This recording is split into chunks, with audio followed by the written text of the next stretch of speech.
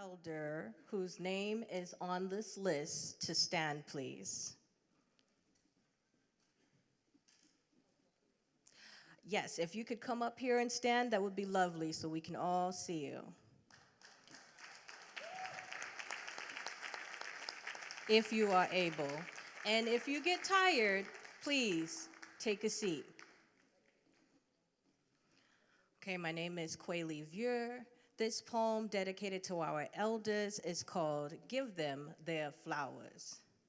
There are times that call for action, no matter where you came from.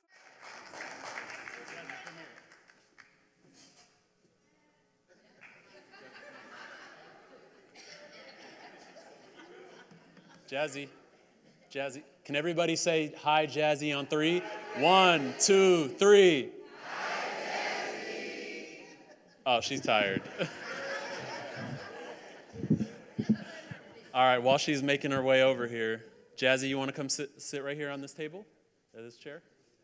Okay, she's fine. All right, I'll let her be. Good afternoon, everybody. How you feeling today? So good to see you all. Thank you so much. Thank you, Joy Hollingsworth, for those amazing remarks. I don't know if many of you know this, but Joy is my family. So my younger sister and her younger brother are together, and somewhere out there in the world, there is a political super baby that is a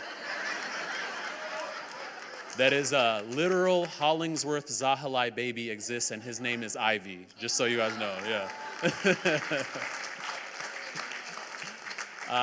I'm Girmay Zahilay. This is my baby Jazzy. She is almost 2 years old, and she just became a new big sister. I used to be the council member for this district, and now I'm your new King County executive.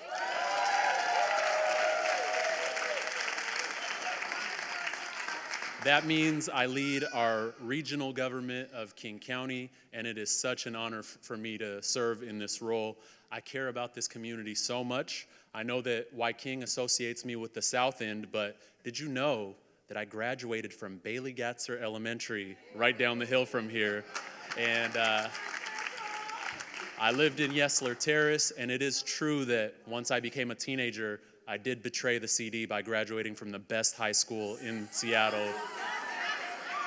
Do we have any Quakers in the building? Yeah, let's go Quakers.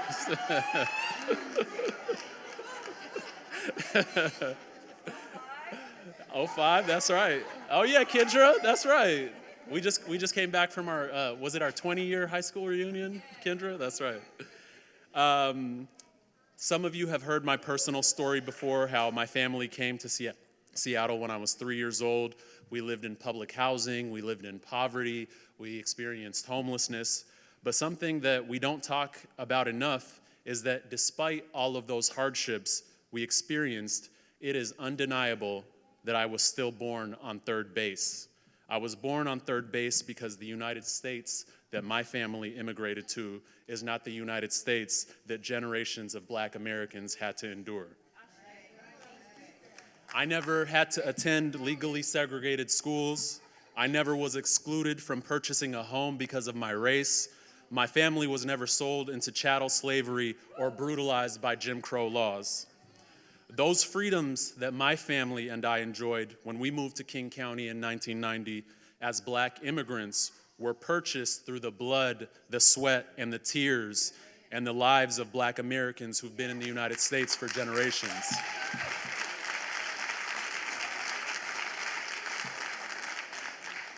My ability to become the leader of our state's largest local government was purchased through the struggle, the innovation, and the brilliance of many elders in this room.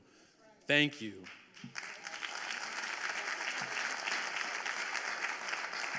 And this is my opportunity to shout out Elder Don Mason, right?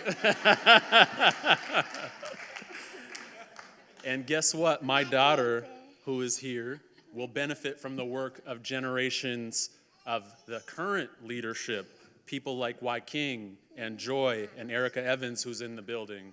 That's who she's going to benefit from. It is a relay, sir.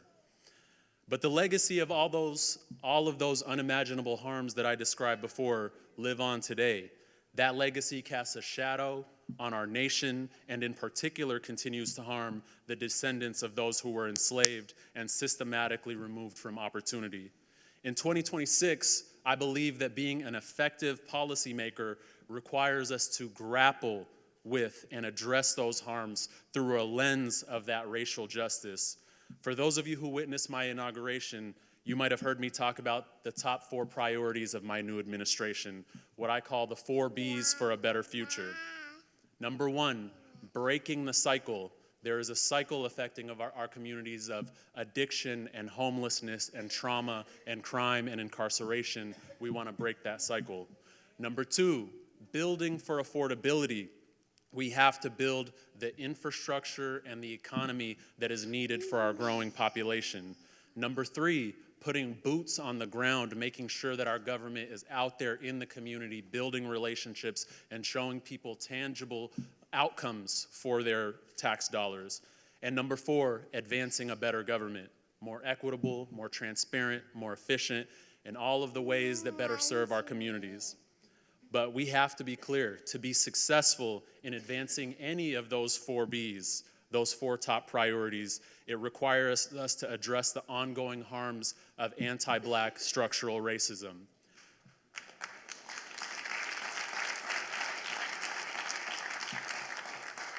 We cannot break the cycle without addressing the fact that 40% of the population experiencing those overlapping harms is Black. Out of a 7% population in King County, 40%, we are represented in that population, 40%.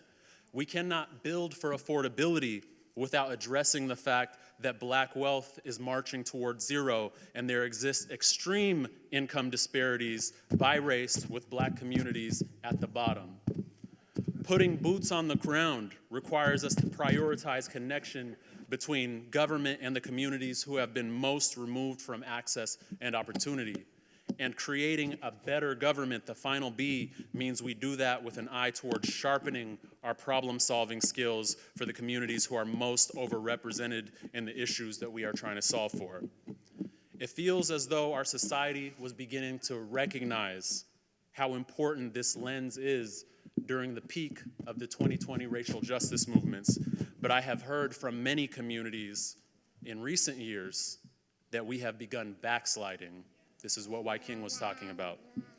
That the issues facing and the priority level given to our foundational African American communities have taken a back seat. I understand where that feeling comes from, and my administration will absolutely not contribute to that backsliding.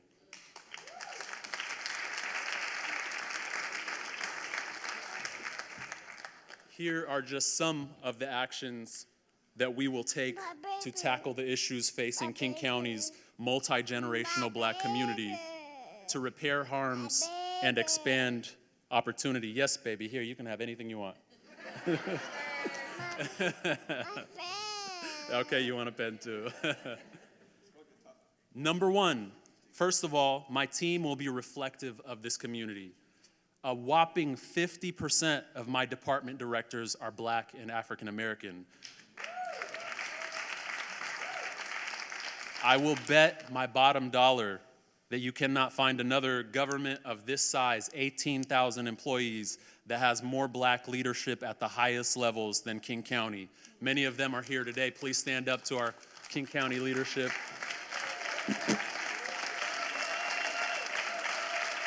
Thank you. Thank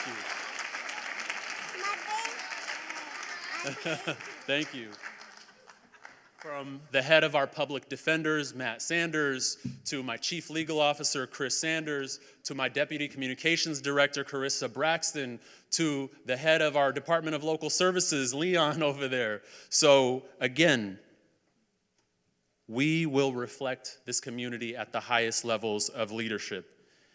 And any of our other hardworking King County staff, raise your hand because we want to know who you are. Please raise your hands high, introduce yourselves. Thank you.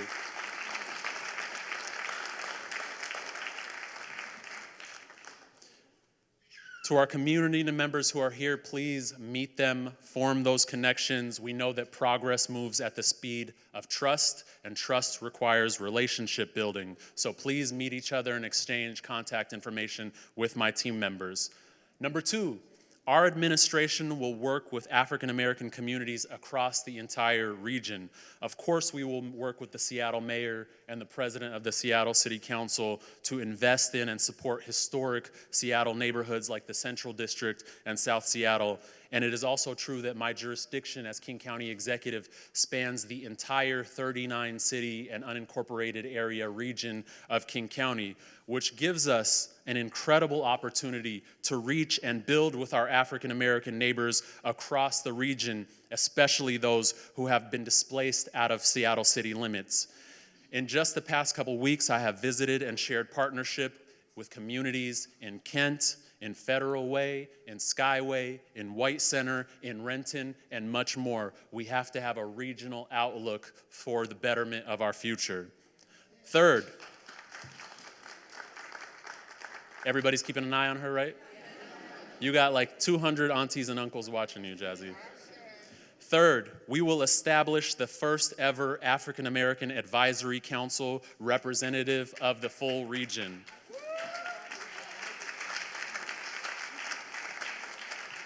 It is wonderful that King County has commissions and advisory boards for immigrants and refugees, for women, for people with disabilities, for LGBTQIA+ communities, and much more, as it should.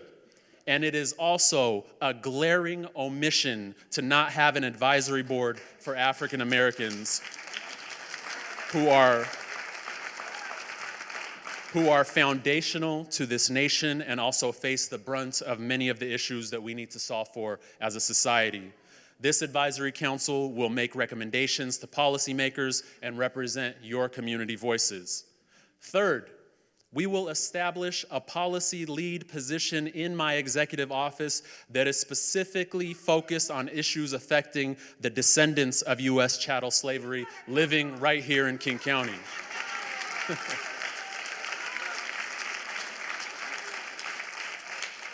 This is not a future plan. This is a position that has already been budgeted for in my executive office. For the first time in history of this government, to my knowledge, we will have an African American Affairs policy lead directly in the office of the executive to help us liaise with the African American communities of this region, guide local policies, and ensure that we are applying reparative strategies to our budgets, to our levies, to our policies, and to our actions.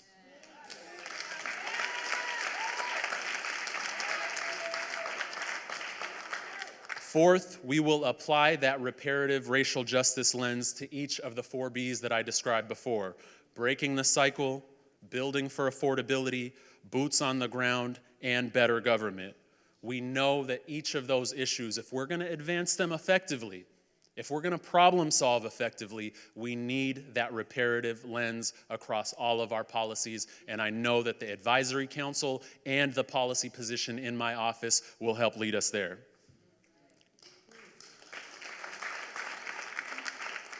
So just to recap, we will make sure that our leadership and staffing is reflective of the community. We will build alongside African American communities across the 39 cities and unincorporated areas in King County. We will launch the first ever King County African American Advisory Commission, and we will hire an African American policy lead in the executive office, and we will apply a reparative and racial justice lens to each of the 4 Bs, from breaking the cycle to building for affordability. These are just a few of my key priorities on a long list of actions that the 18,000 hardworking people that make up King County will embark on in collaboration with our community members right here in this room. I also want to make sure to share with you that we plan to collaborate across governments. We know that the scale of the reparation that is needed is something that requires collaboration across city, across county, across state, and across federal government, and we are ready to do that, to be your lobbying arm to other levels of government so we can truly meet the scale of the needs that are here. So our King County teams will be ready for that collaboration, and will join you in those lobbying efforts anytime we are called on. Thank you for the opportunity to join you, and we look forward to working alongside you to keep the state of Africatown strong. We have nothing but possibility in front of us. Thank you.